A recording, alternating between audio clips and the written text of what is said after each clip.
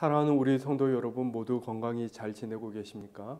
오늘 어디에서 무엇을 하시든 말씀을 통해 부어주시는 하나님의 은혜와 평안이 우리 성도님들 한 분 한 분의 하루 가운데 충만하시기를 간절히 소망합니다.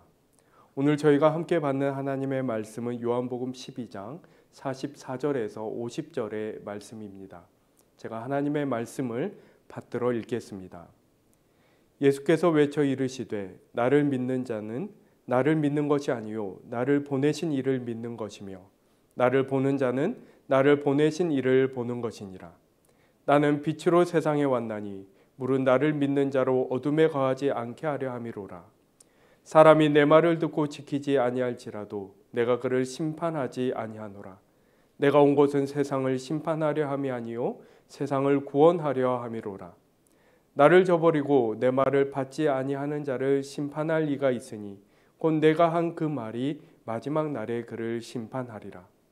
내가 내 자의로 말한 것이 아니요 나를 보내신 아버지께서 내가 말한 것과 이룰 것을 친히 명령하여 주셨으니 나는 그의 명령이 영생인 줄 아노라.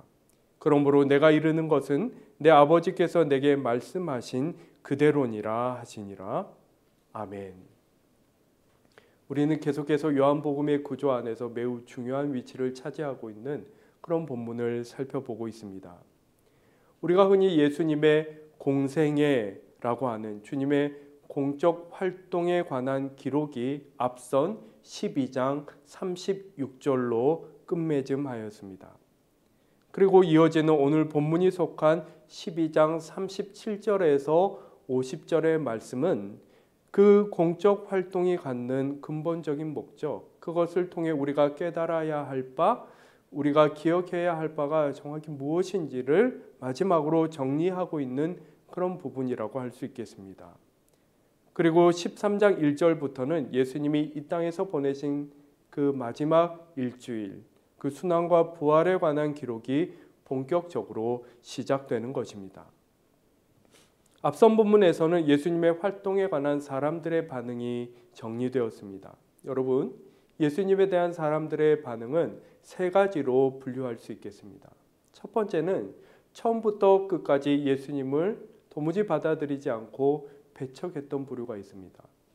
두 번째는 예수님의 말씀과 행하시는 것을 보고 그분에게 매력을 느껴 마음을 열었으나 예수님의 상황이 어려워지자 끝끝내 그분에게 등을 돌린 그런 부류가 있다고 할 수 있겠습니다.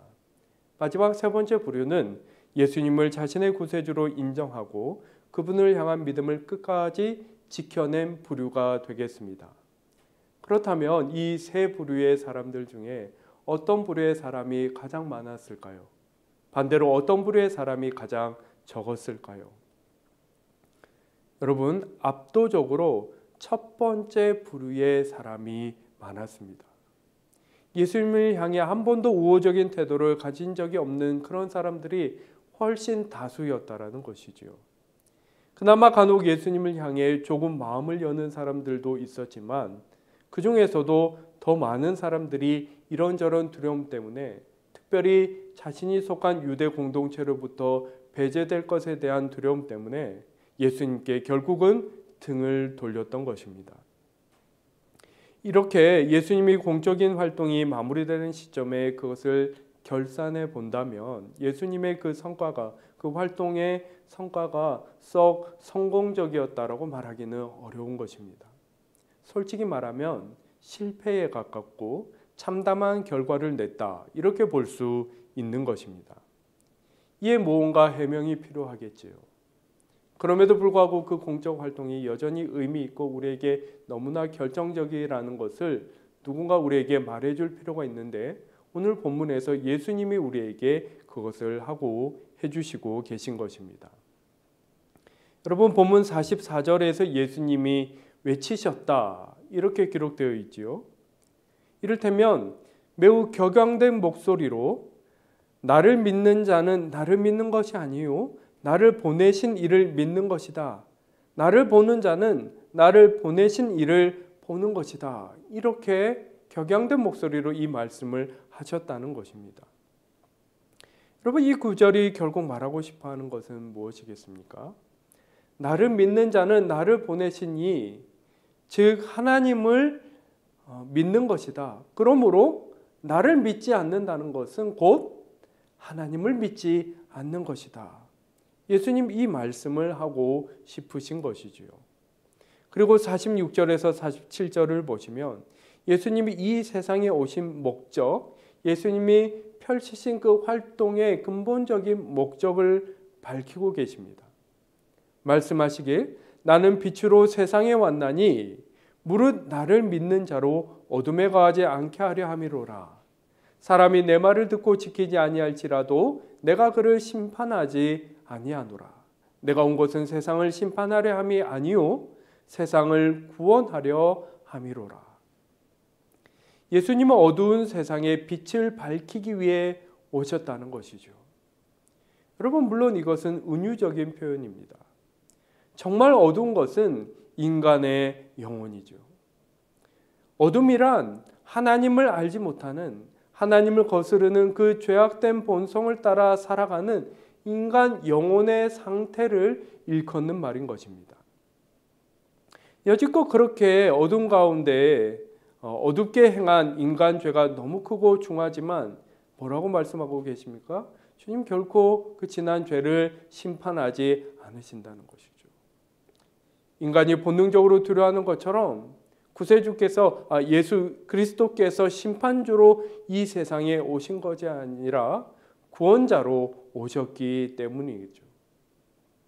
여러분, 우리가 이것을 알면, 이것을 깨달으면 결코 그분을 거절할 수 없는 것입니다. 절대로 그럴 수가 없는 것이죠. 문제는 지금 이 선택에 대해서만큼은 스스로 책임져야 한다는 것입니다.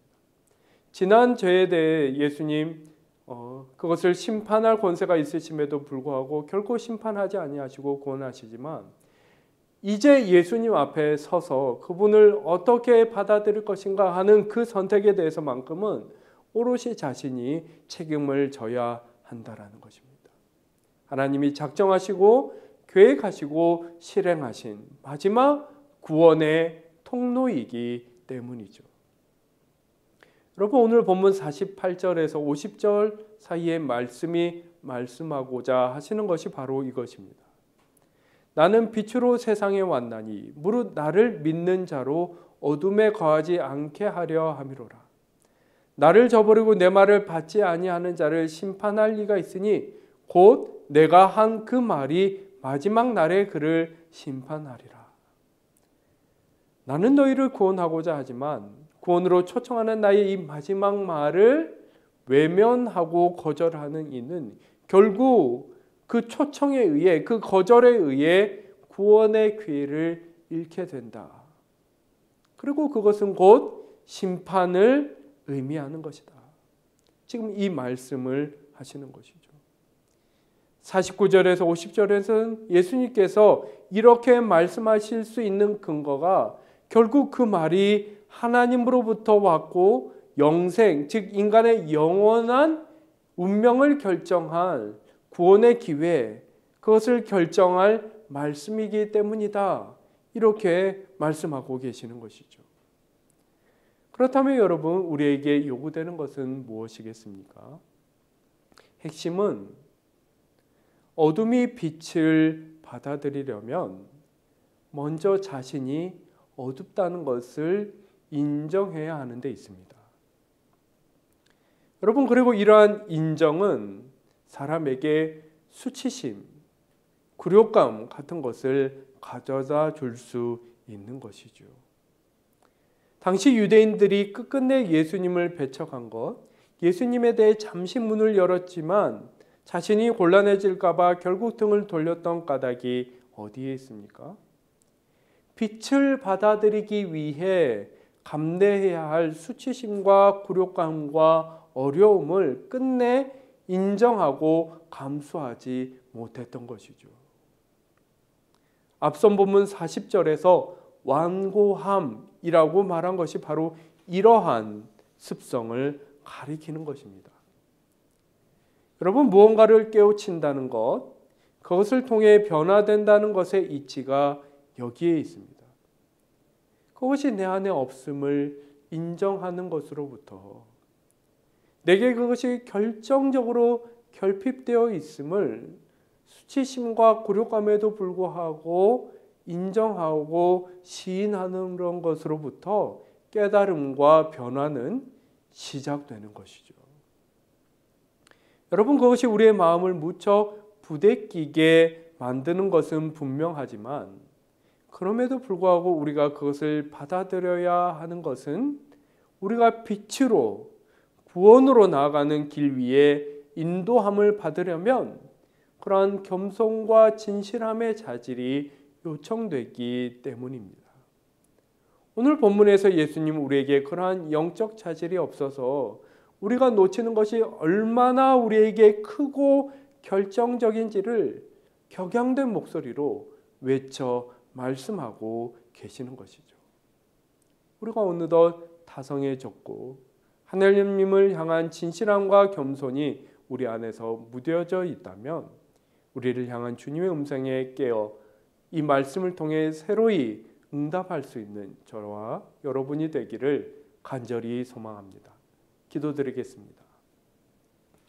언제나 우리에게 말씀하시는 하나님 아버지, 강팍하고 사방으로 막힌 것 같은 현실 가운데서도 결국 우리를 놓치지 아니하시고 우리의 영혼을 비추시고 우리의 삶의 길을 비춰주시는 하나님 아버지, 우리의 영적 눈이 멀어서 우리가 그 영적 귀를 닫아서 우리에게 말씀하시는 그 하나님의 음성을 놓치는 일이 없도록 다시금 우리가 깨어나 우리 안에 빛이 없음을, 우리가 어둠 가운데 행하였음을 부끄러움과 굴욕감에도 불구하고 겸손하고 진실하게 고백하며 그렇게 하나님의 은총의 손길에 붙들려 인도함을 받는 오늘 하루 우리 모두가 될 수 있도록 주여 우리의 마음을 열어주시고 우리를 끝까지 붙드시며 인도하여 주옵소서.